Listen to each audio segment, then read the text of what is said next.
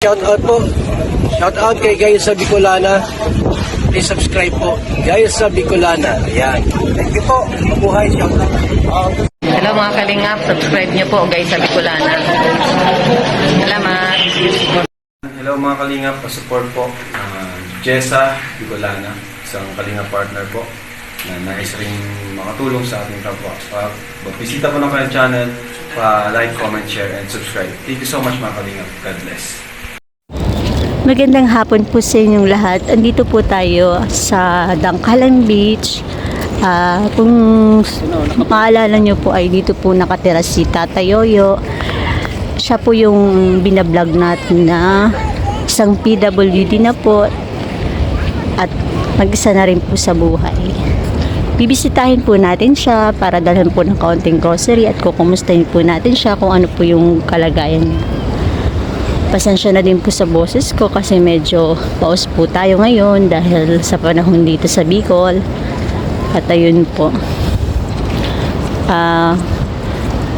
Yung bahay po ni Tatayoy ay malapit po siya sa dagat. Kaya dito na po tayo dumaan para shortcut. Kasama po ulit natin yung mga pamangkin niya. Ayan.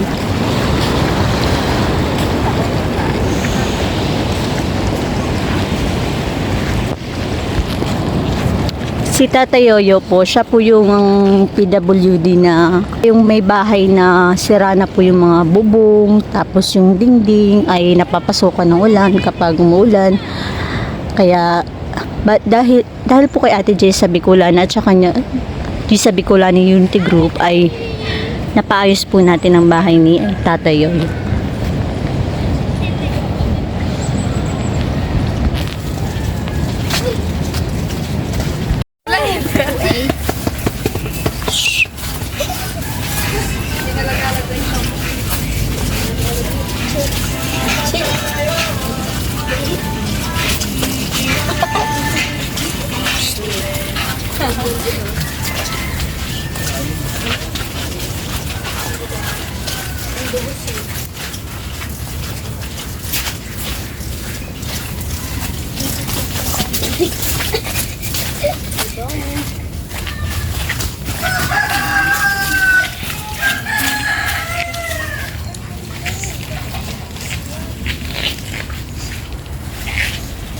Ganyan po yung bahay ni Tata Yoyo.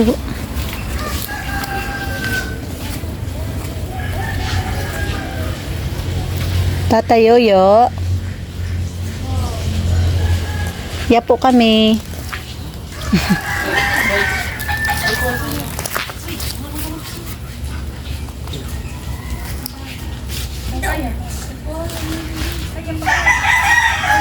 May ilaw ka po, Tata Yoyo. Ayan po, natutulog pa ata si Tata Yoyo. Kumusta? Ito pa rin. Naghahangas pa. Ayun po, matagal po kami nakabalik dito kasi medyo naging busy na rin po at saka yung panahon po dito sa atin ay panayang ulan. Panayang ulan, Opo. isang araw, maulan. Yun nga po, kaya hindi rin po kami makalabas-labas para mag-vlog.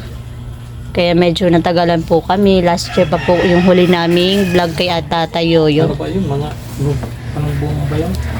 Hindi ko na rin po kasi matandaan. More than 2 months na kaya. Opo. Ayun po, Tata Yoyo, may dala po kami ulit na ano. Isa lang po, biyaya. Nang hila. Meron po kaming dalang ano po, kaunting grocery po, may 5 kilong bigas po, tsaka Kumusta kayo? Kumusta na may biyaya? Pinapitas kayo sa Bicolana Black. tsaka mayroon po tayong biscuit, tsaka may noodles at tsaka mga dilata po na pwede po siyang hindi na siya kailangan lutuin pa, Tata Yoyo. Ayun po. Sana po ay makatulong sa inyo sa pang-araw-araw. Ayun po. Galing po ulit yan kay Ate G sa Bicolana po. Ayun po. Pinapaabot niya po na pasensya na daw po kasi natagalan daw po kami sa pagbisita sa inyo at saka pagdala sa inyo ng grocery dahil po sa, yun nga po, dahil sa paulan-ulan, sa panahon, tsaka sa naging busy na rin po. Kumusta ka na Tatay Yoyo nung Pasko? Saan ka po nagpasko, nag-New Year? May dito lang kasi may yung parang kita may din, may ayuda din sa mga parang pumasok din siguro sa mga household isang kilo na May mga spaghetti din po. Binigyan din po kayo dito. pinaluto ko na lang sa kay Pero dito lang po kayo nung Pasko. Oo, dito lang. May mga bisita naman po sa inyo. Wala. Ako lang na Mga nag-ano po, halimbawa namasko, nagbigay ng ampaw, mga ganun po, mga kaibigan nyo, mga kakilala. Wala. Sa kapitan lang na. Saan Sa lang. may barangay lang. Hindi ka lumalabas Tatay Yoyo nung ano, Kasi nagsimba, mga ganun po, hindi na po. natural na talaga sa mga basta sabi, pag magandang katawan mo, marami kang kaibigan, marami kang kilala. Pag ganitong parang rin ang salita ng it's a pera, pero may kapag yun ang realidad. Sabi ko sa kanta, kapag may pera, marami kang kaibigan. Opo. Ayun po, hayaan mo na lang Sir Tatay Yoyo. Naiintindihan ko naman ang realidad ng buhay. Ganyan na po talaga ang ano ngayon. Buti na nakaabot pa ng ganitong taon. Opo. Ngayon, 2025 Holy Week naman. Babaragat naman yun. Kung mga reunion yun, ba't reunion, mga sa... Nag-alumni po kayo? Oo, nag-ano rin ako. Ano kayo po yung alumni? Nag-alumni din ako. Kasi doon may talo ko sa sayawan, pero sa kantahan, kahit magdamag. Ano lang po, Hindi naman ano lang. nagpapatalo sa may kantahan. Kaya, Kasi lang taga-sayaw, ako na lang ang taga-kapag Oo, nakikanta. Saan po yung ano nyo, alumni? Baka doon sa may Emilias naman. Sa may Emilias po. Yun, kung minsan, may mga kaya classmate din kami na nagyayaman na sa buhay, mga matagumpay sa pamilya. Ayun, magbibigay din minsan mga 1,000, minsan 2,000. Kasi mga ano man kami na medyo tulungan sa mga mag-classmate. Apat na kami ngayon. Yung isa naputulan ng paa. Yung isa na stroke. Yung isa naman hindi malala pa kayo sa akin, hindi na kasi nakakadalaw sa reunion. Pero yung putulong pa sa diabetes, nakakadalaw dahil sa Pwede pong mag-wheelchair, ganyan. Tapos, dito siya dahil sa siya, may tinatanggap na piso sa naging asawa niya, patay na rin. May sa CSIS. Kaya ako sulok lang. Buti Tatay Yoyo nung maulan dito, hindi ka naman ano. Ano naman yun, ang sugdaan ang ating problema sa pagtulog ng ubo kasi nangutang muna ako kay Eddie ng trapal na 6 feet, tinaklap, tinabol ko punta hanggang doon. Mga 6 months naman, papalitan naman yun. Kaya napalit ulit doon para mabuti at hindi umano ang bagyo, hindi matanggal ang trapal. Kasi yun lang ang pinaka... Yung trapal. Yun lang ang pinakamadali. Kasi Kasi yung sa mga butas po kasi ng kung bubong. yero, palitan lahat yan sa... Pag tinanggal mo kasi yung isa ng yero, lahat na talaga dapat kasama yan. 2,500 ang igagastos. Kasi hindi naman dumabot ng 500 ang bawat Yero. Kasi yung mga, sa bagay, yung mga kahoy pa naman niya, naman. Palitan na nga baka in-estimate ko na sa 1,000 ang kasi yung kuko lumber, dapat doon ilubog mo na sa kilo, mga 5 araw para alis ang acidic para hindi kalawangin ang umbrella niya. Kasi yung labas pa ang niya, may acid pa ang kasi brush up, may Judith ang Oo. kaya nga malaki ang yung umbrella niya kinalawang papunta sa Yero, yung ulo ng umbrella nila na kinalawang yung malaki ang butas. Kaya nga po. Kaya hindi marinig ko kahit yung mga bukasil at saka yung mga pangtapal na ay hindi kaya. Sabi parang libensyon nito, kailangan naman na tapalan ng simento. Pero yun? Trapal. Kasi mga durability naman ng trapal nasa 6 months. Oo, pag sa trapal talaga pwede siya pang Patibay sana yung siguro yung sa may Facebook na na manipis pero mukhang ang buy one take daw 850 dalawa na yun. Ang sukat pwede natin by nakakapag na itong bubong pero sabi ng doon sa advertise nasa 10 years ang durability ng kapal na yan. Ewan pa. Ganun talaga sa advertise. Kaya nga po. Pero sa normal naman na may nakasubok na. I-video ko lang tatay yung likod nyo po ng bahay. Ayan. Ayan po yung kung matatandaan nyo po, ito po yung pinagawa ng nila Ate G sa Bicolana, tsaka yung grupo niya po na G sa Bicolana Unity Group, Love and Support. Kung makikita niya po ay okay pa rin po siya at maganda pa rin po yung niya.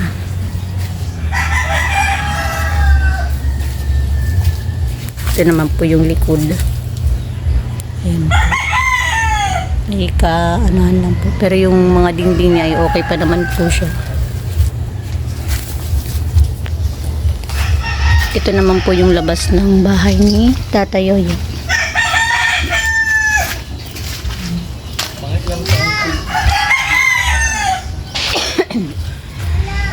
Ayan po.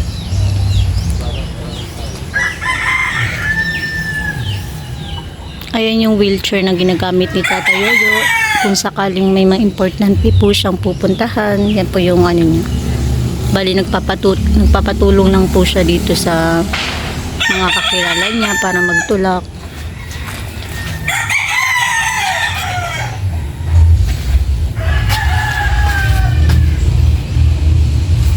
Ano po yung Tata Yoyo? Mga ilang taon siya bago makabakasyon ng mga visa. Laging 1 month lang po yung bakasyon nila. Bawat taon? Opo, every year. Yung ate ko po nung December kakauwi lang.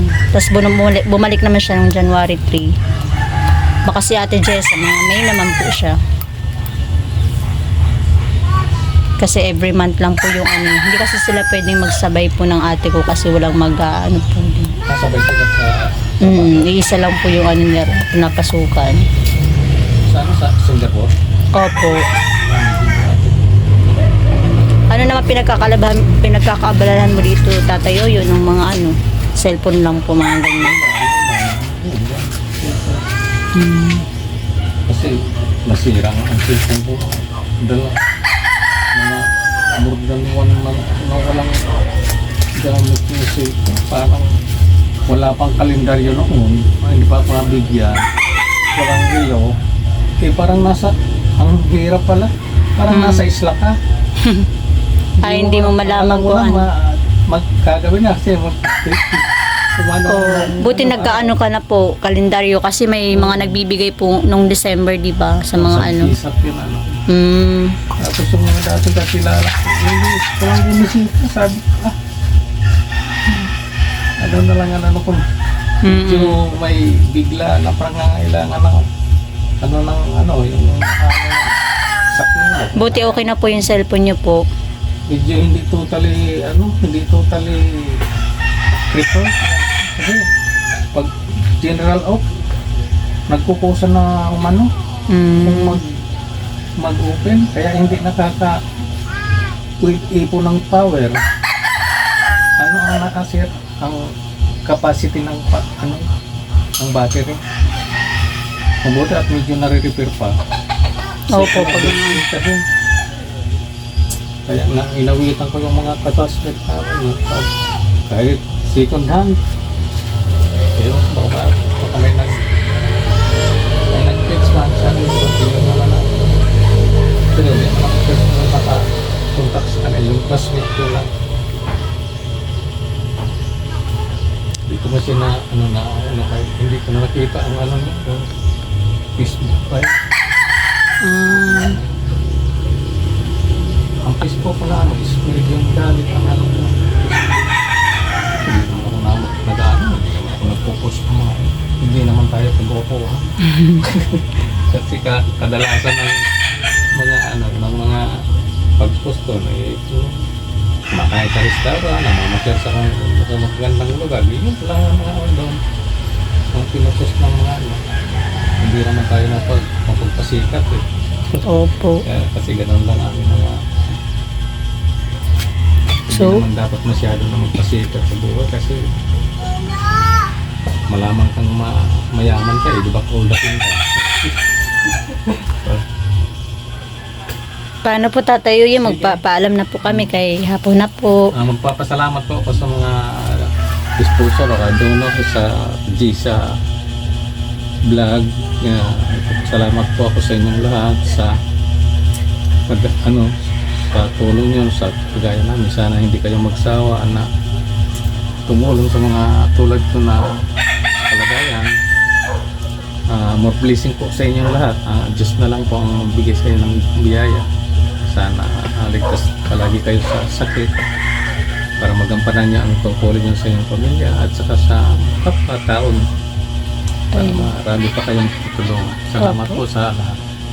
Maraming salamat din po Tatay Yoyo at nakabisita po ulit kami dito. Mag-iingat din po kayo lagi lalo na ngayon na paulan-ulan at saka uso po yung mga sakit-sakit, ubo, sipon. Ayun po, ingat-ingat na lang po. Bali magpapaalam na po tayo kay Tatay Yoyo dahil medyo na po hapon na rin po. Ayun po, muli po nagpapasalamat po si Tatay Yoyo sa kay Ate G sa Bicolana sa patuloy na pagbibigay niya po ng konting ayuda at saka makakatulong na po kay Tatay Yoyo sa araw-araw po. Ayun po ulit. Maraming salamat po ulit Tatay Yoyo at sana po, baka dalaw po ulit kami dito. Kapag may mga pagkakataon po na hindi na po kami busy tsaka yung medyo okay na po yung panahon natin dito sa Bicol. Lapit ng summer. Opo. Ayun po. Ma-picture na lang po.